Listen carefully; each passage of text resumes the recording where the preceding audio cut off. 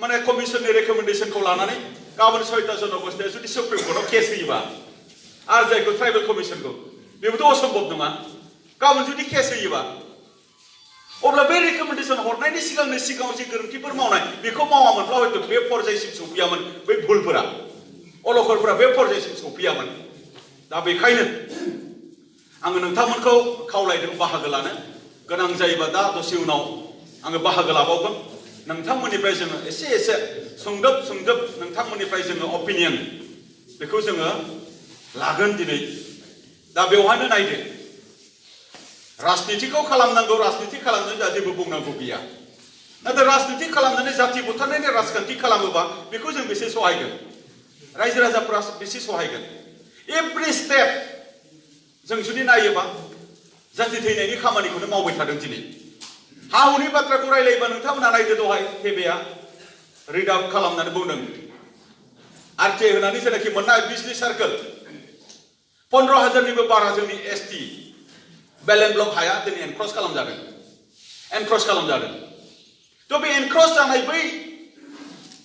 समस्या बेखौ होबथानानै दोननांगौआथ' बे आसाम सरकारनि दायित्वमोन बा बियो बिटिसि सरकारनि दायित्वमोन आरो नै दाखालि फेब्रुवारि मार्च मे बिटिसिआ मोनसे आयेन लाबोनो नागिरदोंमोन लेन्ड ल' खालामनो नागिरदोंमोन बे लेन्ड ल'खौबो हनै जायफोरा राइट्स गैया जायफोरा माने बेवहाय मोनथायानो गैया बै बिथांमोना होबथाबाय आन्दोलन खालामबाय साननैसो फुथुला सावबाय सोरनिबा बेखौनो द्रोद फावसिनानै लेन्ड ल'खौबो बानायाखिसै जुदि लेन्ड ल'खौबो बानायनो हानाय मारमोनब्ला दाखालि हाग्रामा महिलारिया बेथ' मोनसे मोजां खामानि जागौमोन बियो जोंनि बिटिसि बासिनि थाखाय जोंनि बर'फोरनि थाखाय बिटिसि एकर्डनि स्पिरिटजों हानि बिलखौ जुदि खालामनो हानायमोनब्ला बिराद मोजां मोनसे गिदिर खामानि मावनाय जागौमोन हाग्रामा महिलारिया बेयावबो कमप्रमाइज जानानै लेन्ड ल'खौबो बानायनो हायासै लेन्ड ल'खौथ' बहा बानायनो हनै हाफोरखौ गिदिर माल्टिनेशनेल कम्पानि कर्परेट कम्पानि रामदेवनोनो श्री रवि शंकरनोनो चिराङाव 3,800 बिगानि बारा बै आइन'दि दैलामाव हा हगारबाय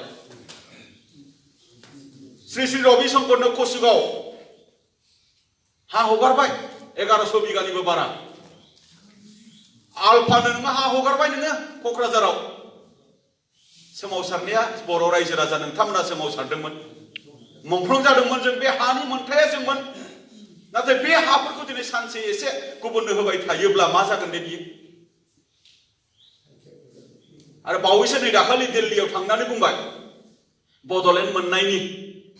जेबो फिजिबिलिटि बा क्राइटेरिया गैया होननानै आखुथाय गैया होननानै हाग्रामा महिलारि बिथाङा बुंबाय जे आन्दोलनखौनो खालामबोनानै गावबो सिलाइ गुलि अरबोनानै समायखिरा लाबोदों जे आन्दोलनाव गोबां मुंख्लं जाबाय बर' रायजो राजाफोरा जे आन्दोलनाव जिराहारि जाबाय जे आन्दोलनखौ बरखौ गेरेमसा हारि खालामनांगौनि थाखाय बड'फा उपेन्द्रनाथ ब्रह्मआ जुरि बोनानै हारियाव मोनसे जावरिखांनाय फैदों दिनै बिथांनि नै दाखालि दिल्लीयाव जेनाखि मिडियानि गेजेरजों बुंनाय बड'लेण्ड मोननायनि क्राइटेरिया गैया होननाय बाथ्राया बड'फा उपेन्द्रनाथ ब्रह्मखौ अपमान खालामनाय जादों बियो बर' हारिनि मुंख्लंफोरखौ अपमान खालामनाय जादों बर' रायजो राजाफोरखौ मुंख्लं माने अपमान खालामनाय जादों दिनै एनडिएफबि प्रग्रेसिभआ बेसेबांबा गोबावनिफ्राय आन्दोलन खालामबोबाय हाथियारनि आन्दोलन जों खालामबोदोंमोन दिनै डेम'क्रेटिक आन्दोलन सिजफायारनि उनाव मोनसे पिस टक प्रसेसआव दंबाय थायो बे गासैखौबो अपमान खालामजोब्बाय नाथाय क्राइटेरिया गैयै मानसिनोबा एनअसि हरनो हायो गाव जे आन्दोलनजोंनो फैदों बे आन्दोलनखौनो दैदेनबोनाय बे मानसिया दिनै क्राइटेरिया गैया होनफैनाय बाथ्राया जोंनि थाखाय दुखु गोनां बाथ्रा नैबे बाथ्राफोरखौ सम लानानै बोथोर लानानै नोंथांमोना बिसार खालामनांगोन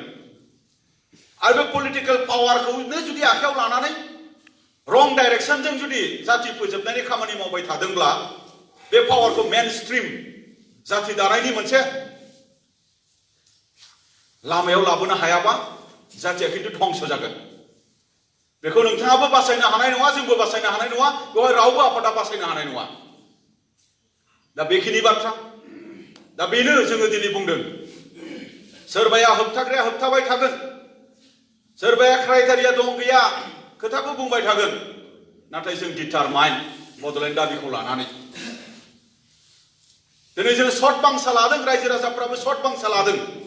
आसामाव थानानै जों माब्लाबाबो बर' हारिखौ जोङो फोथांनो हाया बा गेरेमसा खालामनो हाया बेनि थाखायनो आसामनिफ्राय गावनानै जोङो थुब्ला आलादा रायजो बड'लेण्ड जोङो बेखौ लाथारनांगोन आरो दिनै बियो मोनसे सुफुंजानाय लामायाव दंबाय थायो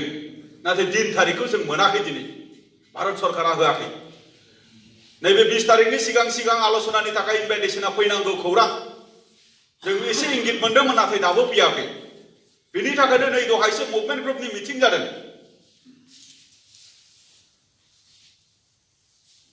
दा बेवहाय फैबाय थानाय समाव जोङो सोमावसारनायनि हाबाफारि